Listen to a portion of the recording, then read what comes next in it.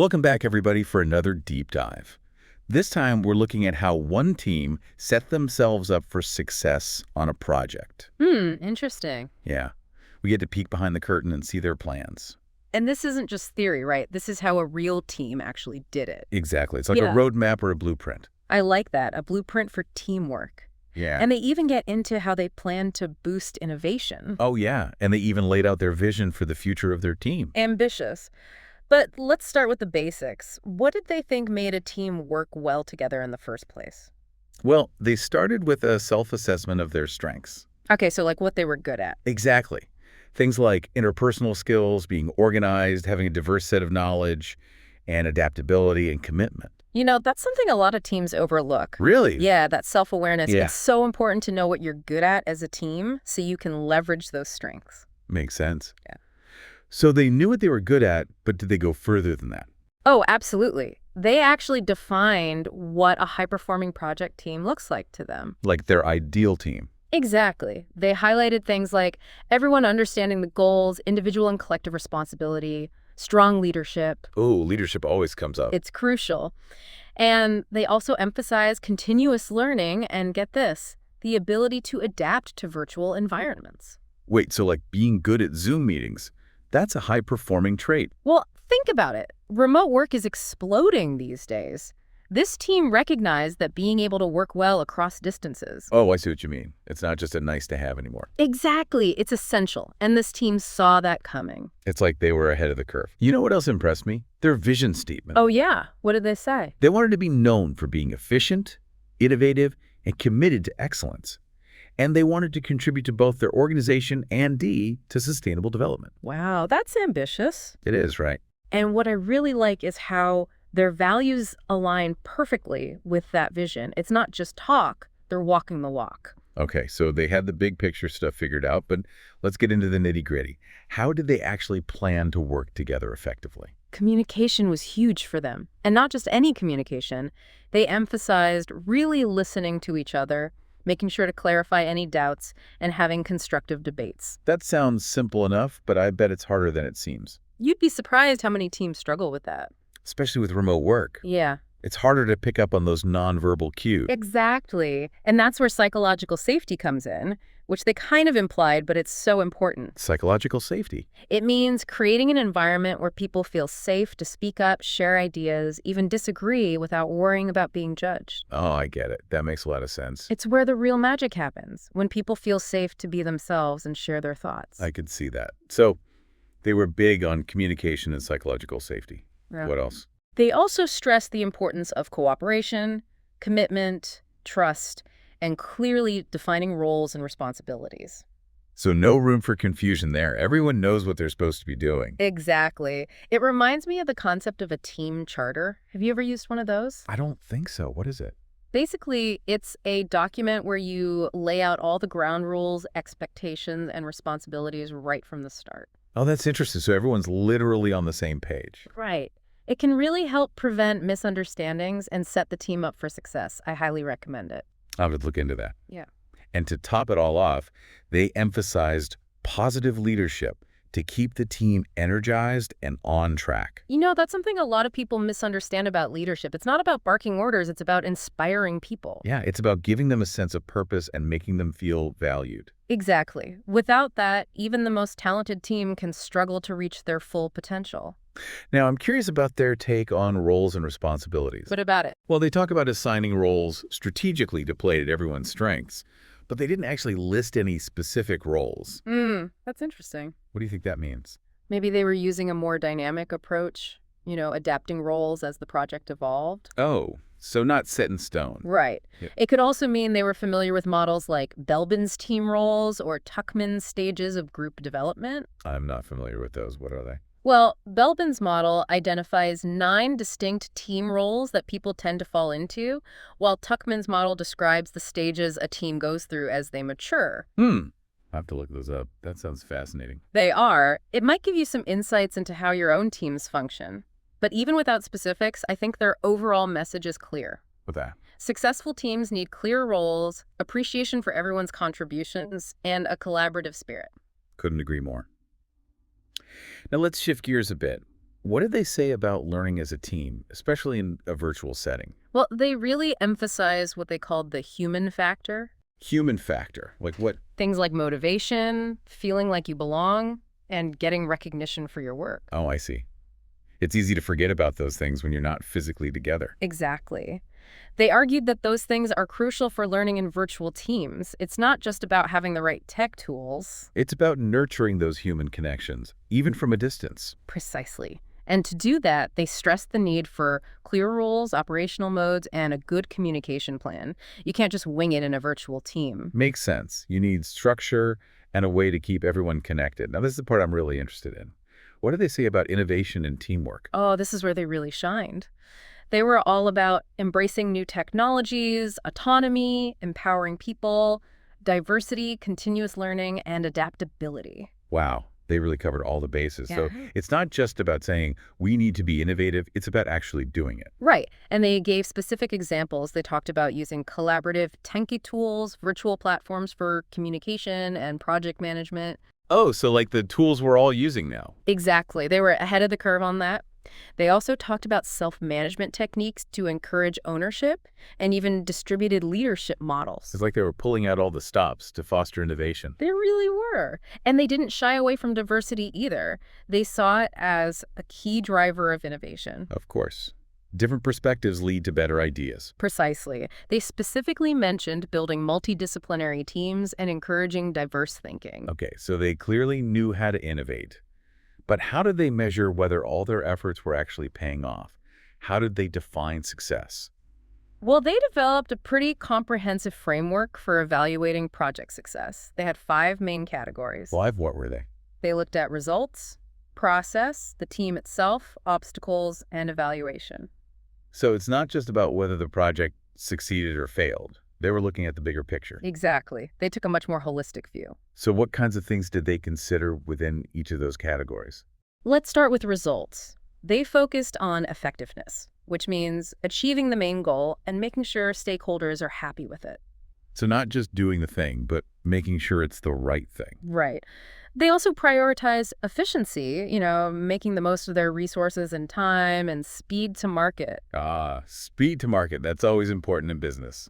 It is these days, especially in fast-paced industries, so they want it to be effective, efficient, and fast. That's a tough balance to strike. Yeah. What about the process category? There, they stress the importance of setting clear objectives first and foremost. So everyone knows what they're working towards. Exactly. Then they focused on making sure everyone understood those objectives and actually achieving them. Makes sense. But projects don't always go as planned, right? Of course not. That's why they also recognize the importance of staying flexible and adaptable throughout the project. So it's like having a roadmap, but being willing to deviate from it if you need to. Exactly. Being adaptable is key. And then in the team category, unsurprisingly, they focused on having effective leadership. Leadership again. It's always going to be a factor. But they also talked about making sure the team was composed thoughtfully, that there was strong collaboration, good communication, and support among members. It's all those things we talked about earlier Yeah. about creating a positive team environment. It all ties together. And of course, they were big on continuous training for the team. Always learning and growing. Exactly. Now, what about the obstacles category? How did they deal with the inevitable bumps in the road? They didn't shy away from them. They actually emphasized identifying potential obstacles early on and proactively managing them. Smart. So it's not about pretending problems won't happen. It's about being prepared. Right. They even saw challenges as opportunities to learn and grow. It's all about perspective, isn't it? Okay, what about the last category? Evaluation. They were all about learning from their experiences, both the good and the bad. They advocated for formative assessment. Formative assessment. It means evaluating both the process and the outcome. So not just looking at the end result, but how you got there. Exactly. And then using those learnings to improve future projects. So it's a continuous cycle of improvement. Right. Always striving to get better. It seems like they had a really robust system in place. They really did. They didn't leave anything to chance. Well, they clearly put a lot of thought into it. They did. It's impressive. And it gives us a lot to think about in terms of how we approach teamwork in our own lives.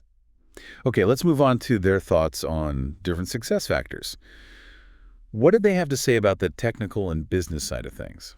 Well, they highlighted the need for the right mix of skills on the team, strong leadership, clear communication, and having the right tech tools. But what stood out to me was their emphasis on a supportive environment. So not just having the right pieces, but making sure they fit together well. Exactly. You can have the most talented people in the world, but if they're working in a toxic or competitive environment, It's not going to work. exactly. They really understood the importance of fostering a culture where people can work together effectively. Where they can share ideas freely and feel supported. Right. And that ultimately leads to better results for everyone. Welcome back. Ready to dig deeper into what makes teams successful? Definitely. Last time, we explored this team's approach to teamwork, but they also talked about these success factors from different angles. Oh, you mean like how they looked at things from a technical and business perspective? Yeah. And they talked about ethical and social factors too, and even political and contextual stuff. It was like they were thinking about teamwork on all these different levels. Right. They took a very holistic view. So let's start with the technical and business side. What were their key insights there? Well, they talked about the need for having the right mix of skills on the team, strong leadership that guides without micromanaging. And no dictators. Exactly. Clear communication so everyone's on the same page, Yeah. and of course having the right tech tools for the job. But what really struck me was their emphasis on creating a supportive environment for collaboration. So it's not just about having the right pieces in place. It's about making sure they can actually work together effectively. Exactly. You can have all the talent and resources in the world, but if the environment is toxic or overly competitive, It's just not going to work. exactly. They really understood that. They knew they had to create a space where people feel comfortable sharing ideas, taking risks, and supporting each other. It's about creating a culture of trust and collaboration. Precisely. Mm-hmm. And that ultimately leads to better results for everyone. Now, on the ethical and social side of things, they didn't just give it a quick mention, they really went deep. Oh, good. I was hoping they'd dive into that. They did. They talked about building a work environment where both individual and collective growth are valued. I like that. They emphasize things like trust, respect, fairness, open communication, and having a shared sense of purpose. Those aren't just buzzwords for them, they are fundamental principles that contribute to a healthy and productive team dynamic. It sounds like they're saying that ethical behavior and social responsibility aren't just good PR moves, but essential ingredients for success. Exactly. They understand that treating people well and doing business ethically leads to better outcomes in the long run. It's about creating a workplace where people feel valued, respected, and motivated to do their best. And that's good for everyone involved. Right. It's a win-win situation. Yeah. And they didn't stop there. They also considered the political and contextual factors that can impact a team's success. Oh, yeah.